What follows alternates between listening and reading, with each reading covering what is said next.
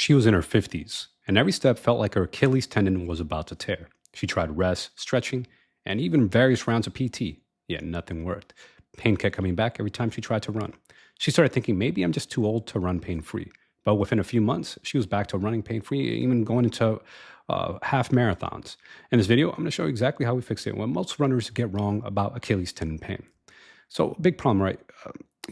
A lot of older runners get into running at different time points. Maybe they've been running their whole life, or maybe they got into in their 40s, or what have you, and then they end up getting like a tendon injury. And oftentimes, the Achilles tendon is a common area to get injured. And for some folks, they're able to do PT and they could get some of the pain relief.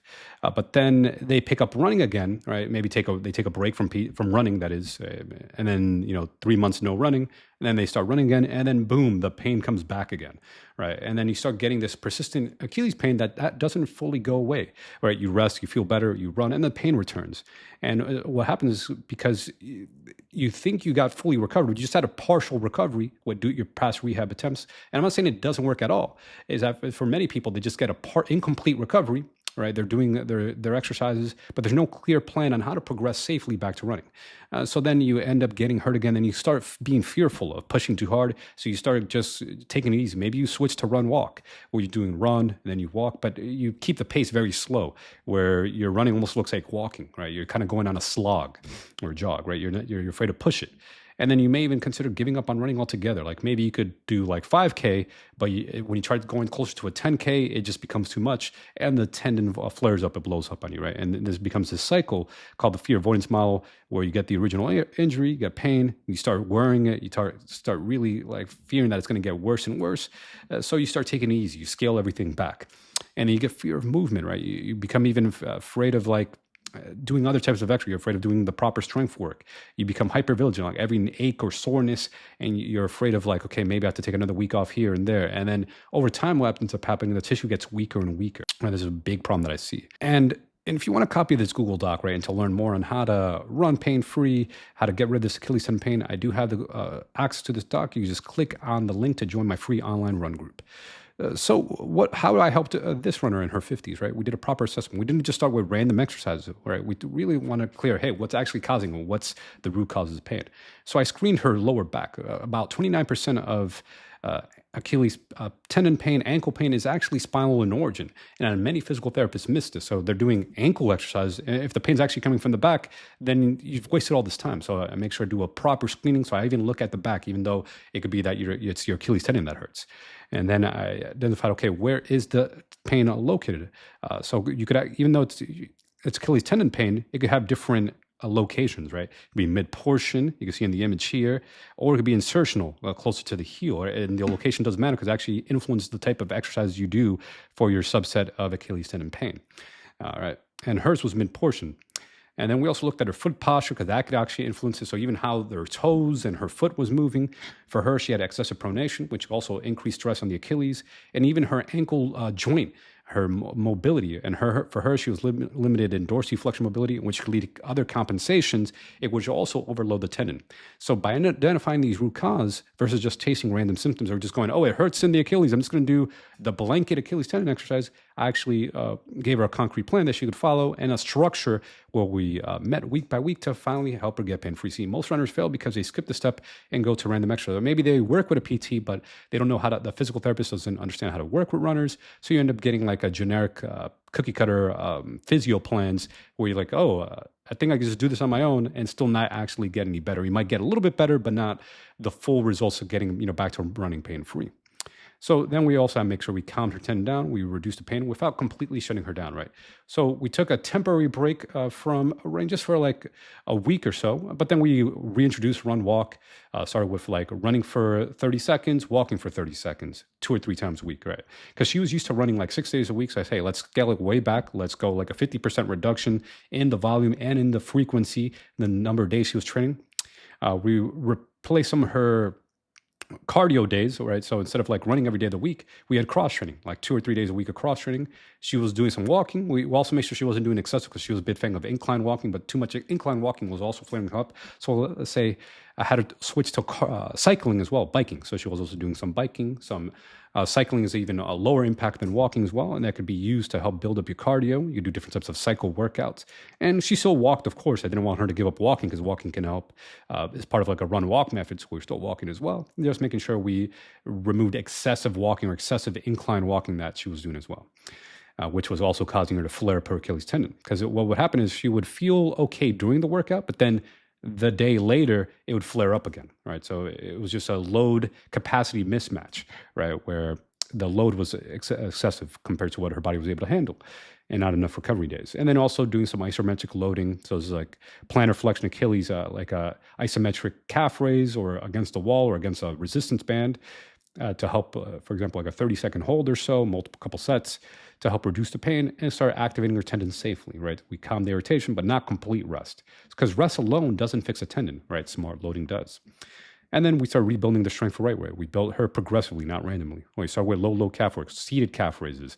And then we progress to standing. Then from like 2 legs to single leg, and even with weight and off a deficit, like off a stair or a ramp, right? We control the tempo, like 2 seconds up, 2 seconds down, or even 3 seconds up, 3 seconds down.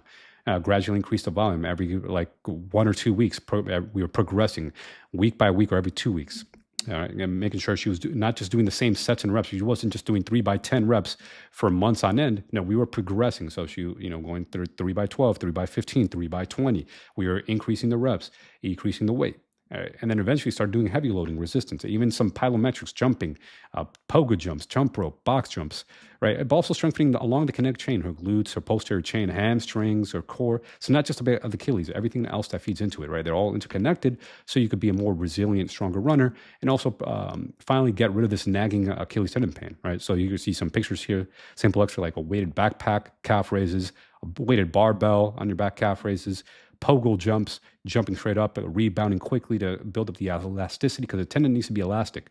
When you're running, it's a series of single leg hops. So you want that tendon to withstand that load, and jumping is one of the best ways to do that. But you have to know how to do it safely, because if you do it excessively, you could also flare up the tendon as well. There's a time and place to know when to do it. That's why working with a movement professional, especially one who understands runners, could be very important. And then we fixed the root causes, right?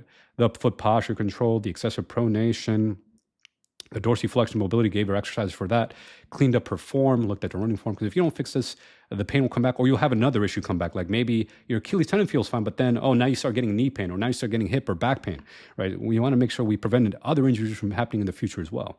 And you can see this thing of load versus capacity mismatch, where you start ramping up the speed or the mileage, and then your capacity, maybe you're sleep deprived, you're not getting enough proper sleep, or under fueling or stress, or your tissue is just not strong enough, and then you get injured, right? This load capacity mismatch is why a lot of injuries happen, not just tendon injuries, but all sorts of injuries, bone stress injuries, IT band syndrome, runner's knee pain, all these things, because it's load capacity, most of these things, right? Bearing the exception of like a traumatic accident or something, like acute trauma, you had a fall, attacked by a bear or something. Most of these are just due to training errors and this mismatch between load and capacity. And then we got her back to like a more higher mileage running, because she wanted to be a half marathon runner. So we used a structured return. We wasn't random. I gave her a plan. I'm also a run coach and a physical therapist. A run walk protocol, right? We made the run walk, the run duration increased, the walk time decreased. So eventually she was going to continuous running. She was going like to 2 miles, then 3 miles and 5 miles, and eventually, full 13.1 miles, half marathon distance, right? Focus on easy pacing. I'm a big fan of 3 runs per week, because one of the biggest predictors of injury is past injury, right? So because since she had this past injury, we want to be extra careful. If we jump to like 6 days a week of running, we can flare up that injury or have another injury happen. So I'm a big fan of injury-prone runners. Even for half marathon, just stick 3 runs per week, 2 days of cross training, 2 to 3 days of strength training, and that's going to be a solid plan so you can enjoy running without getting re-injured or re-hurt. And in the beginning, you could do run walk, but then you could transition to continuous running, like easy runs, tempo runs, speed runs, long runs, but still follow this 3 run per week framework. So you don't need necessarily run more. You could actually run less, but still supplement cross training, strength training, and be smarter about your training and complete races like the half marathon, and not worry about getting re-injured or having like a flare up of like that tendon pain or injury. And also, most people ignore lifestyle, right? Nutrition, ignoring make sure reducing processed foods. My client was a bit overweight, so got her a bit healthier, eating healthier, improve her sleep. She was a bit sleep deprived. This is also going to go a long way in healing, right? If you're sleep deprived, even if you're doing the best exercise in the world, you're not going to fully recover if you're sleep deprived. Make sure you're also sleeping, getting enough sleep, reducing overall stress. Even emotional stress can actually impact stress hormones, which can also delay tissue healing. So make sure manage stress, doing things like meditation, breath work, while maintaining also full body strength training 2 or 3 times a week. The results, she lost weight, reduced tendon load, and she was able to recover faster when other PT methods have failed her. And we went from constant pain to pain-free walking, regained her strength, and then she went around to run a half marathon, right? She stopped fearing every step. So big lessons. Achilles pain is not just tight calves. Location matters, right? Mid versus insertional Achilles tendon pain. Rest alone doesn't fix this, and random exercise won't work, right? And if you want to learn more, I do have a few spots open to work with me for private one-to-one coaching. Click the link to apply. First come, first serve. So what I find a lot of runners where they get stuck when they try PT in the past is that they need a proper assessment. One specific for runners, right? Smart loading, progressive loading, especially with the strength exercise. Can't just do the same routine month after month and expect different results. And then a smart return to run plan. If you get these things dialed in place, majority of these injuries can heal within about 3 months or so, 3 to 6 months. But if we work with the right professional, we can shortcut that. So again, if you need help, click the link. And catch you on the flip side.